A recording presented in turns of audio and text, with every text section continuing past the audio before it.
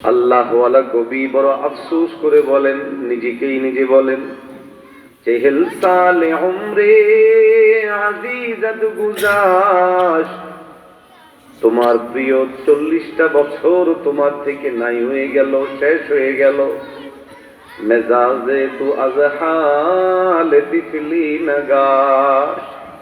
আল্লাহওয়ালা কবি বলেন, আজ অবধি তোমার যেই শিশুতোষ মেজাজ ছিল এটা গেল না, হিসাব করলা না।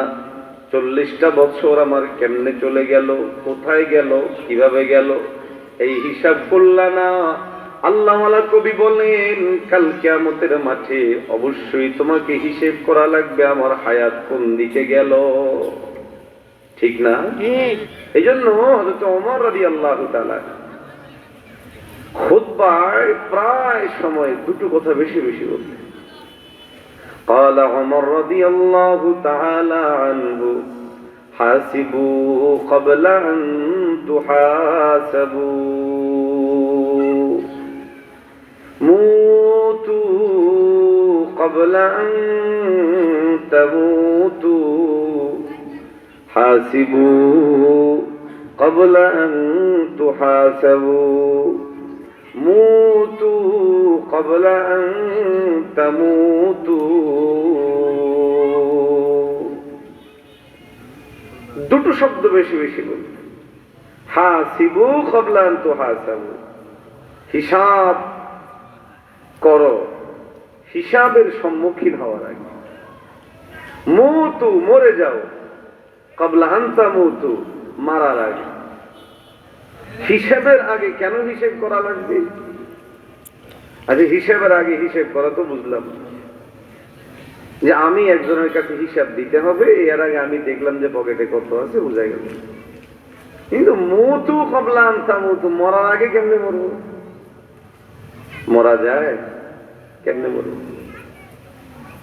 ওমর রাদিয়াল্লাহু তাআলা আনহু খুতবায় প্রায় বলতেন, حاسبوا قبل أن تحاسبوا موتوا قبل أن تموتوا।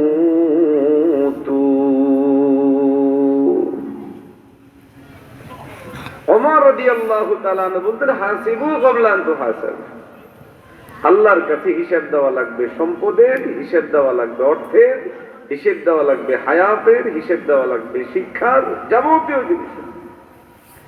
হিসেব দেওয়ার আগে হিসেব করো। কেমনে করব? যুগের একজন শ্রেষ্ঠ আল্লাহর ওলি ছিলেন হযরতে জুনাইদ বাগদাদী রাহমাতুল্লাহি আলাইহি। কি নাম?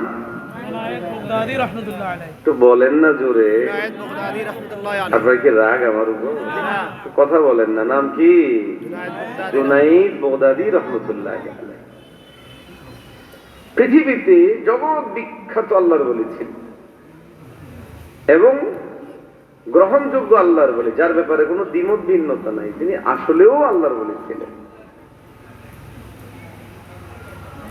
তো তদানীন্তন সময়ের লোকেরা জুনাইদ বাগদাদীর কাছে জানতে চাইল, জুনাইদ, পৃথিবীতে এটা নিজাম, নিয়ম, কেউ যখন কোনো কাজে সফল হয় তখন মানুষ তার কাছে ভিড় জমায়।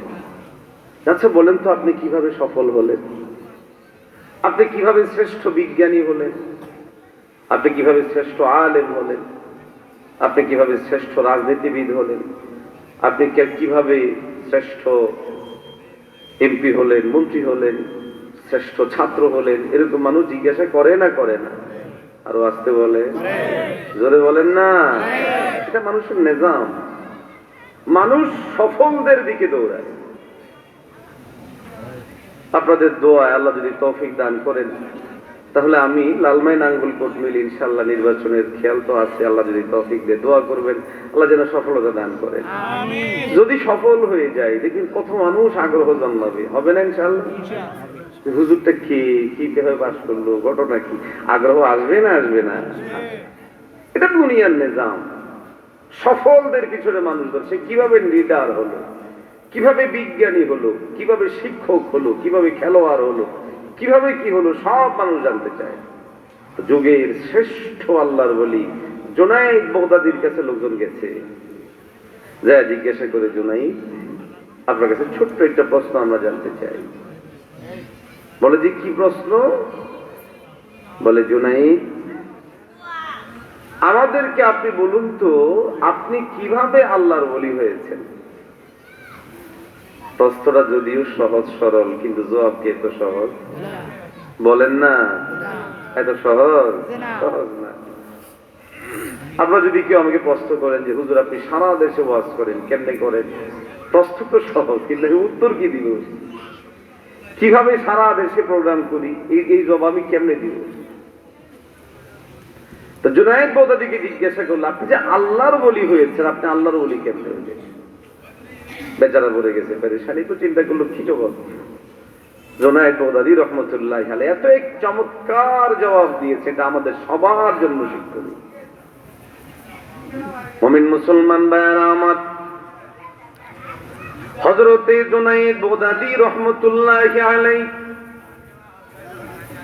লাগত লোকজনকে ডাক দিয়ে বললেন, আমি আল্লাহর ওলি হয়েছে কিনা জানি না, তবে আমি জুনাইদের ব্যাপারে এই যে তোমাদের হৃদয়ে জন্মেছে আমি একজন আল্লাহর ওলি, এতটুকু ধারণা তোমাদের যে জন্মেছে, এই পর্যন্ত পৌঁছাতে আমার দীর্ঘ 30 বছর মেহনত করতে হয়েছে।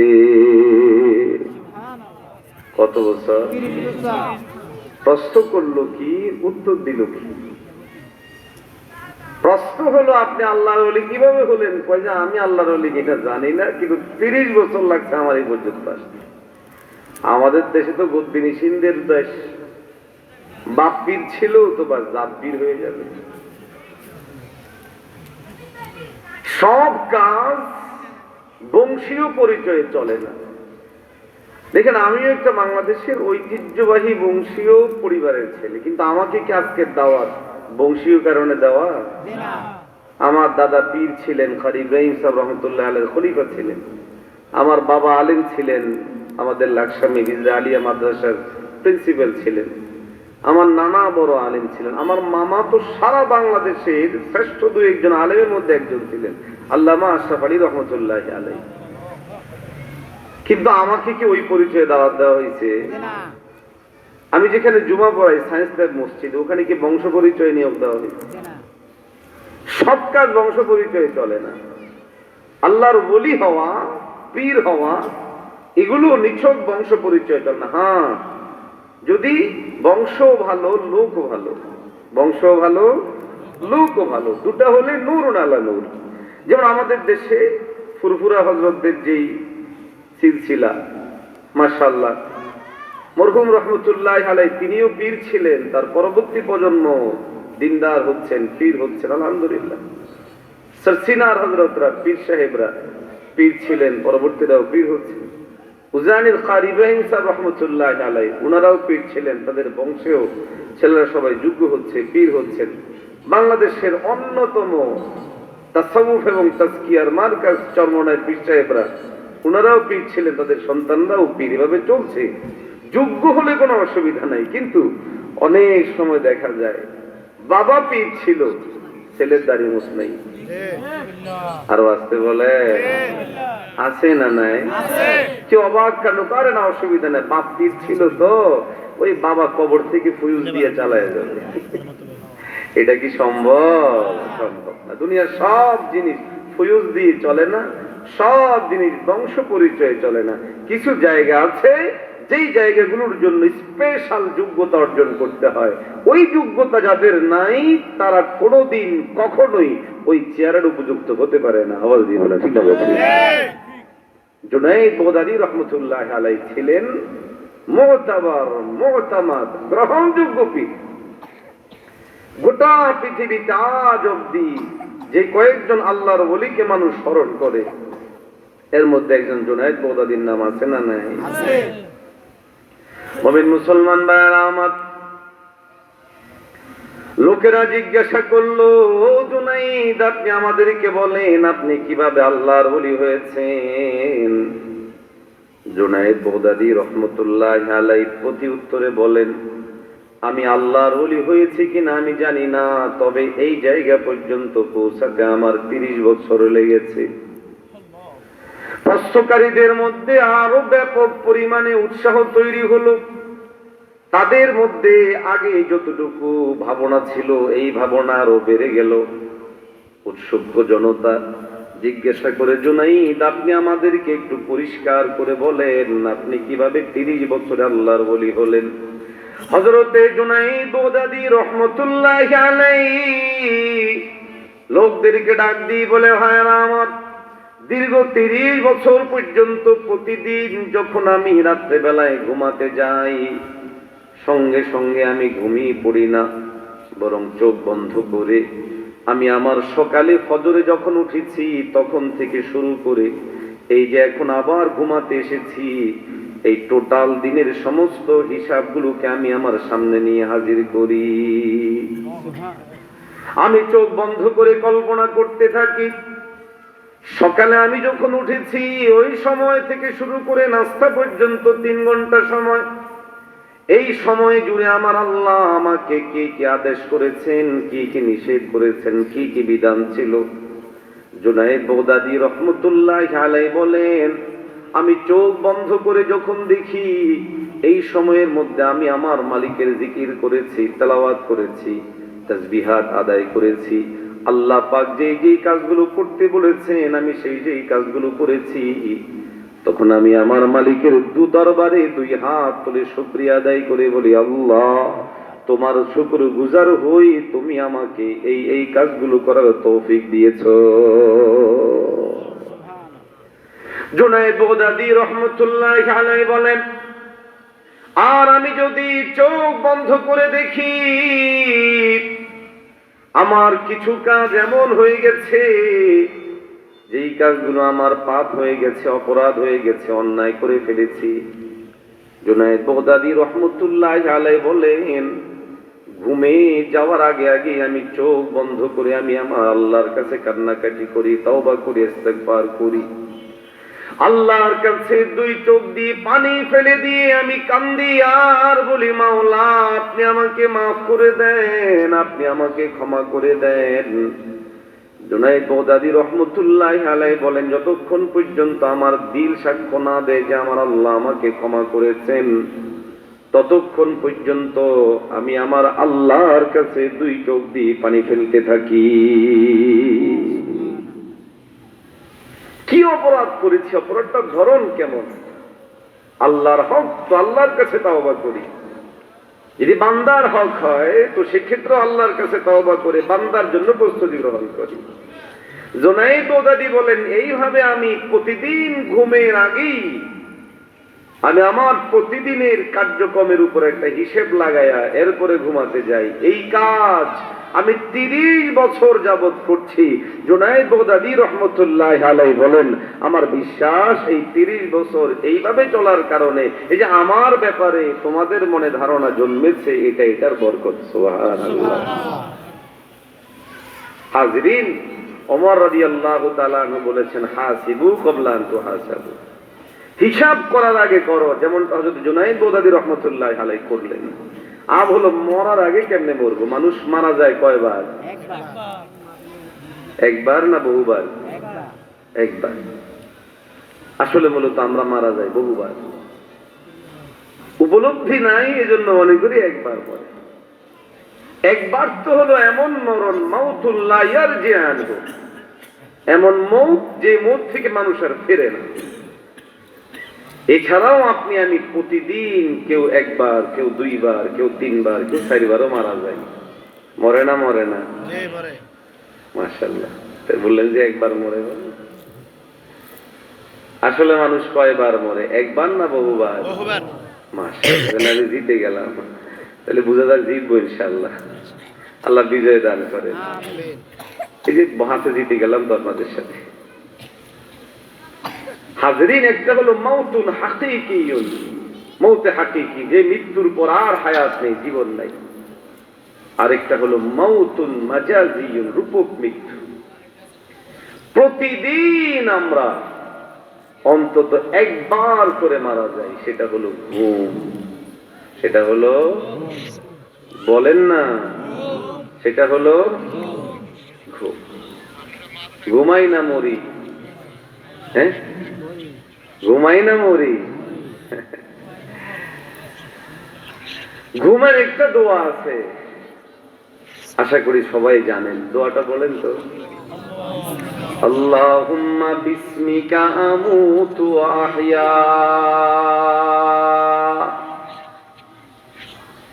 দোয়া তো বললেন, স্টেজে ওলামায়ে কেরাম আছেন, জিজ্ঞান তো এই দোয়ার মধ্যে ঘুম শব্দটা আছে না?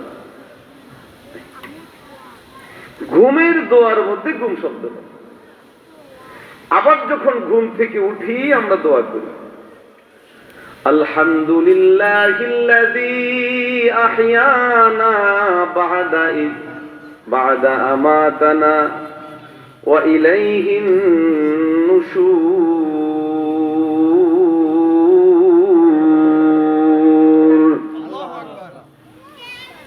এই দোয়ার মধ্যে ঘুম শব্দ নাই।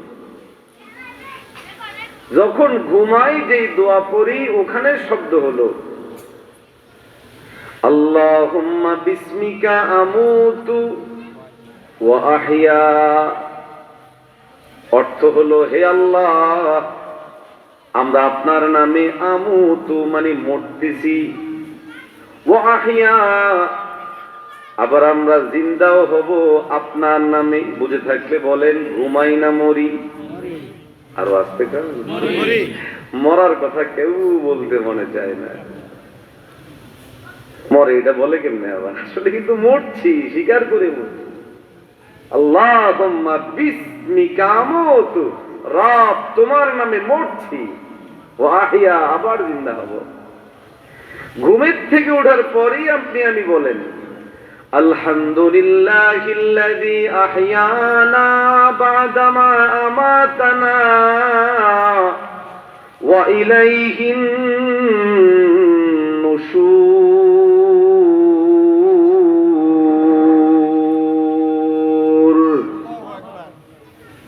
আপনি আমি ঘুম থেকে উঠে আল্লাহর কাছে স্বীকৃতি দিই, আয় আল্লাহ, আপনার শুকরিয়া আদায় করি। আপনি তো তিনি যিনি আমাদেরকে জিন্দা করেছেন মারার পর। কিসের পর? কিসের পর? মারার পর। আলহামদুলিল্লাহিল্লাযী আহইয়ানা বা'দা মা আমাতানা ওয়া ইলাইহিন নুশুর।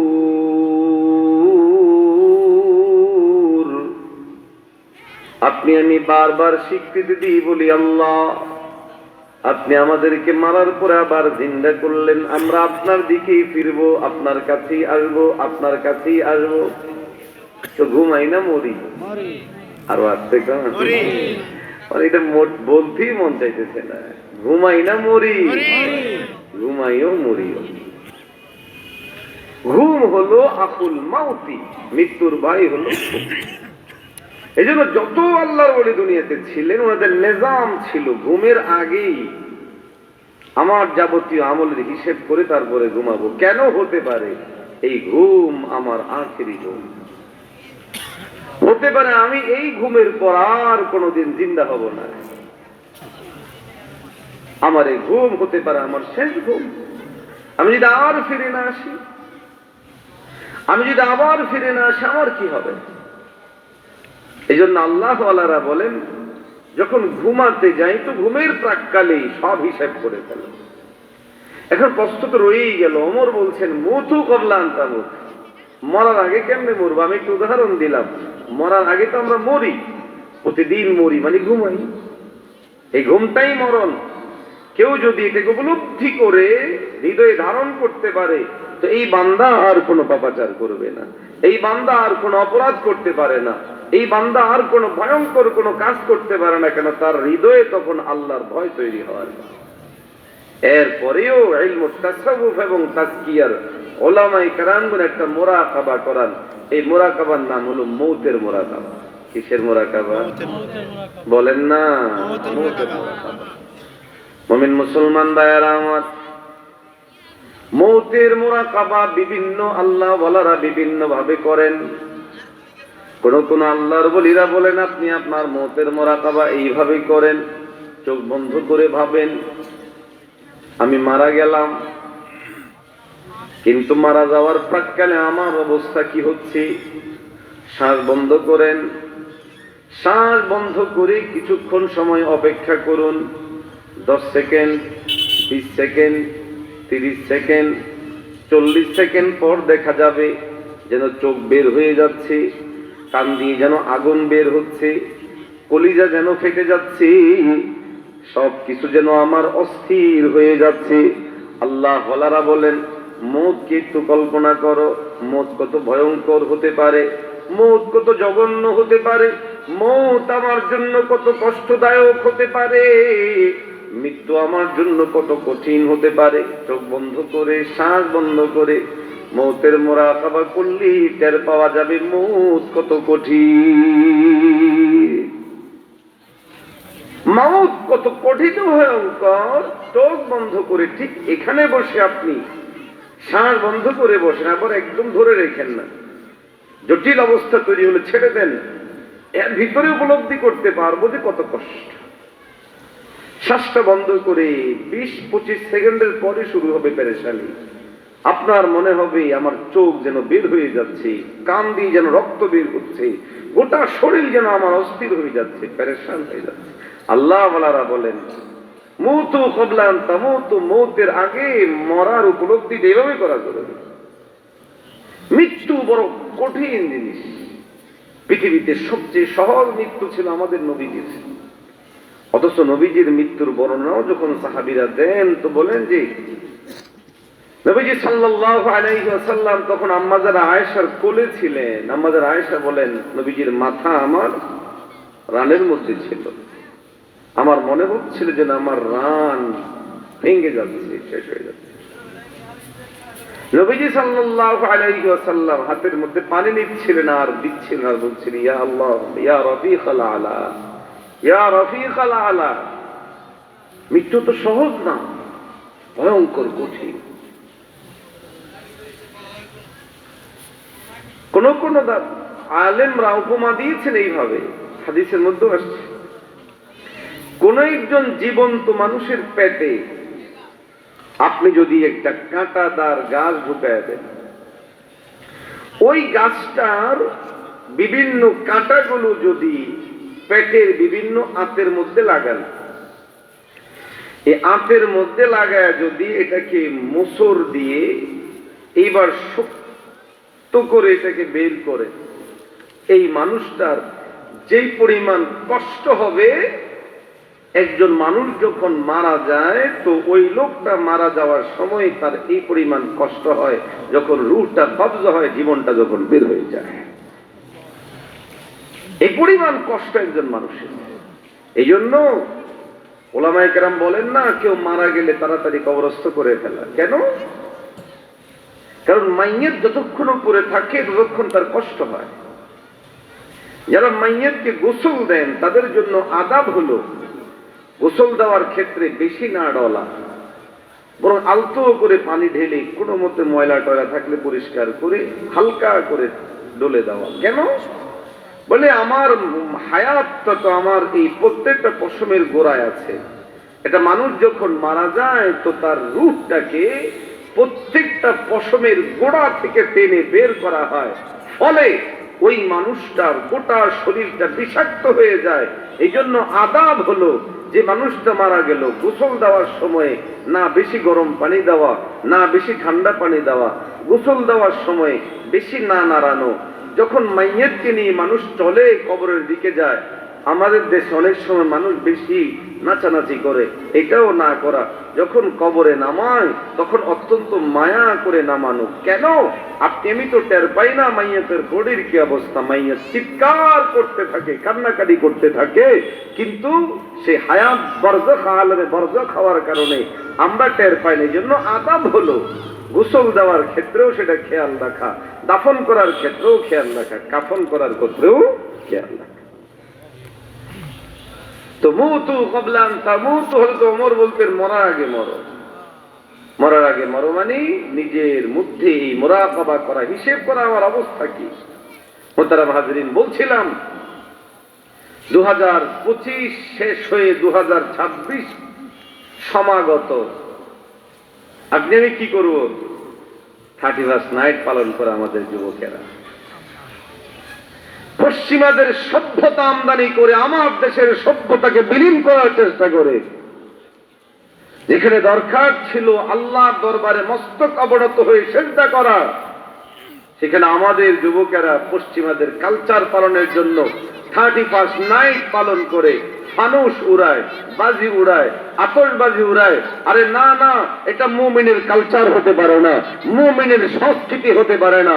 মুমিন সিজদাবনত হবে, আল্লাহর কাছে কায়মানবাক্যে কানবে আর বলবে, মাওলা আমার হায়াত থেকে একটা বছর শেষ হয়ে গেল, আমি কি কাজ করলাম, কতটুকু করলাম, কতটুকু করতে পারলাম, এই হিসাব লাগাইতে লাগাইতে পেরেশান হওয়ার কথা। ফানুস উড়াবে কখন, নাচবে কখন, গাইবে কখন, জোরে বলেন ঠিক না ভাই? ঠিক। কিন্তু আমরা এখন করি উল্টা। 31st নাইটকে কেন্দ্র করে দোকানগুলো প্রস্তুত হচ্ছে, আতশবাজি আনতেছে, ফানুস আনতেছে, ফানুস উড়াবে, আতশবাজি ফাটাবে, ছেলেরা রং ঢং করে বের হবে। ঠিক 12টা 1 মিনিট 31st নাইট উদযাপন করবেন। মনে রাখবেন, এই উদযাপন মিল্লাতে মুসলিমার নয়, এই উদযাপন আমাদের নয়, এই উদযাপন ইসলামের নয়, এই উদযাপন বেঈমানদের। তাদের এই সংস্কৃতি আমাদের রুখে দিতে হবে, জোরে বলেন ঠিক না ভাই? এই অপসংস্কৃতির বিরুদ্ধে আমাদের অবস্থান গ্রহণ করা জরুরি। আমি আমার আল্লাহর কাছে হাজির হব, আমার আমলের হিসাব দেওয়া লাগবে, হায়াতের হিসাব দেওয়া লাগবে, সম্পদের হিসাব দেওয়া লাগবে, এলেমের হিসাব দেওয়া লাগবে। একটা মুহূর্ত, সেকেন্ড, মিনিট, ঘন্টা, দিন, মাস, বছর এর হিসাব দেওয়া লাগবে। আমি তো এই হিসাব দিতে দিতেই পেরেশান হয়ে যাব, আমি নাচবো কখন, গাইবো কখন। আজান হয়ে গেল। আল্লাহ আমাদের সবাইকে আমল করার তৌফিক দান করেন।